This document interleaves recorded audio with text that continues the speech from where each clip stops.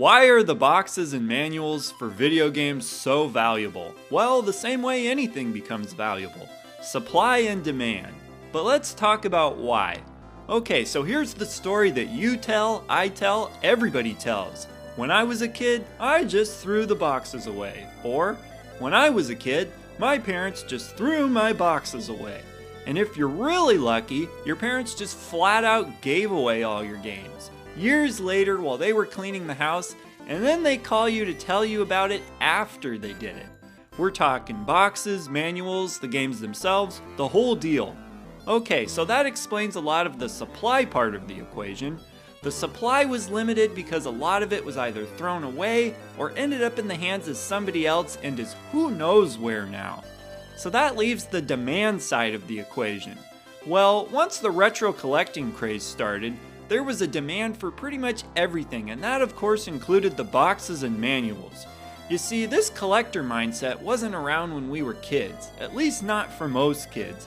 When we were just dumb kids, we were prone to think about what was more immediate and just move on to the next thing with no concern for the last thing we were doing. Now, maybe some kids grew up in a household where they saved stuff, and if you're one of those kids, then seriously, congratulations to you, my friend.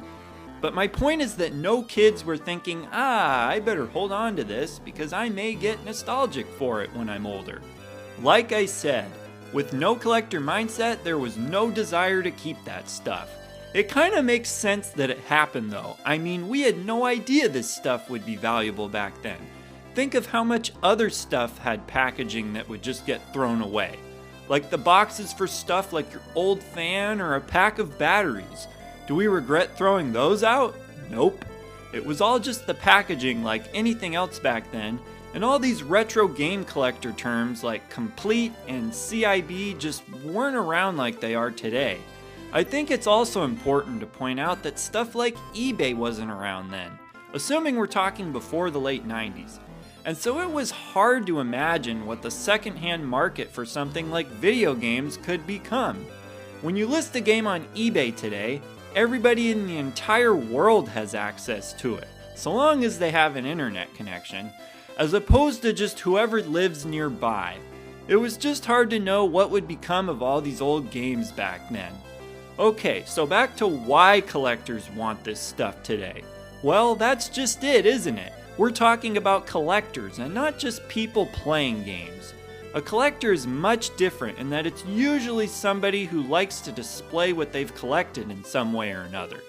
Now, the boxes can be seen in a display, but what about the manuals? Most people don't display those, right? Well, not really, but those can be kind of fun to look through and take you back to the feeling of opening up a game for the first time. Now, you wouldn't sit down and read it like a book, but it is fun to take a look at for some people. I do want to point out that there's a big distinction between how a lot of collectors approach cartridge-based games as opposed to disc-based games. You see, cartridges feel less incomplete than a disc does on its own. A cartridge is more protected by itself, has the game's artwork on it, and were commonly stored loose back in the day.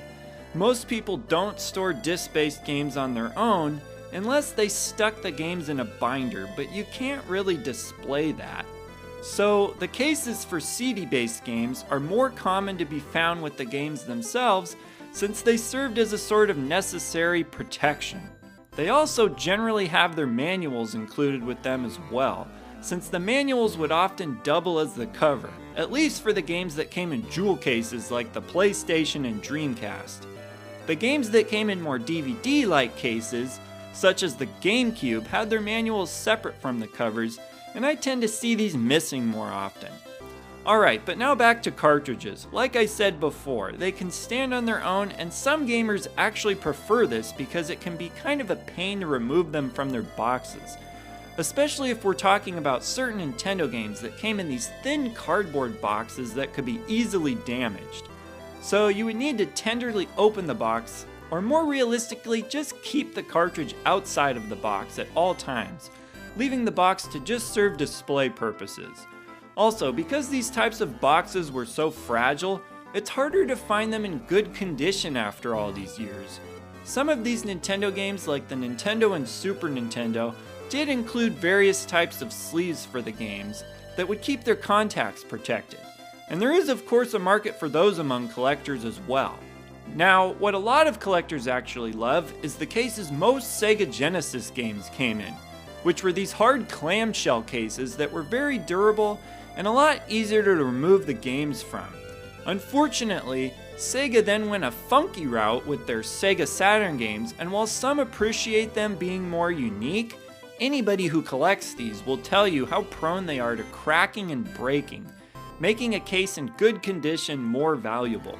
So yeah, there's a lot of things to think about when collecting these games, and a lot of variables that affect their value. Okay, so for this week's video, let everybody know what you think of having games complete. Do you only prefer games to be complete if they're disc-based, like I do, having everything complete, or maybe something different, like wanting the manuals for all your games? Go ahead and share your thoughts in the comments, and I will see ya in the next video.